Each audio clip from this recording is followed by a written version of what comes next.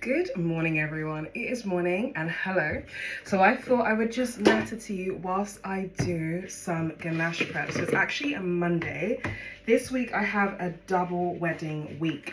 That means I have two weddings this week, one on Saturday and then one on Sunday. And actually, funnily enough, they both aren't ganache cakes. So my weekend just gone. I had two weddings, one at Heads of House and the second one was at Crown Plaza Marlow, which I'm looking forward to sharing.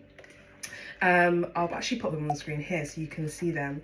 Now, I had those two cakes and that was ganache wedding cakes.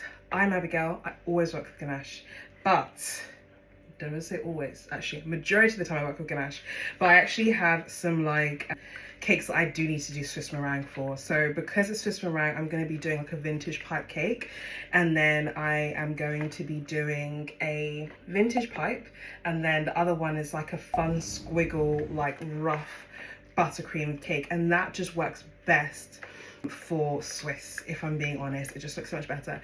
So it's Monday. I like to prep my ganache. I use a 3-to-1 ratio. So in here, 600 grams of cream, 1800 grams of white chocolate, and then I whack it in the microwave for 4.5 minutes. I don't do it in and out in and out. I just put it in the microwave for 4.5 minutes, especially if the cream's coming from like the fridge and the chocolate is not like is properly solid because it's a heat wave. So the chocolate is like quite soft at room temperature. So what I'm doing is I like to prep my ganache. I'm gonna let this kind of sit at room temperature for 24 hours and it's gonna be nice and smooth. What I'm doing right now is, even though it's like all melted, I'm trying to get all of like the clumps out, because the clumps is what's gonna make it a little bit of a nightmare when you're smoothing down. So I'm just gonna try and move the hot spots around and then I can use it. So with ganache, you never use it straight away. It needs to like solidify first and then you heat it back down. But because it's still quite warm in the UK, I'm probably gonna have to help it out by putting it in the fridge once it's come down to room temperature. So I'll probably put it in the fridge from tomorrow.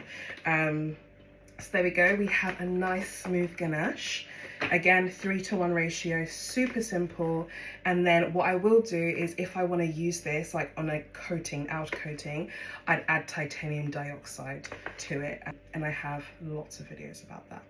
Anyway, see you in the next one and happy caking.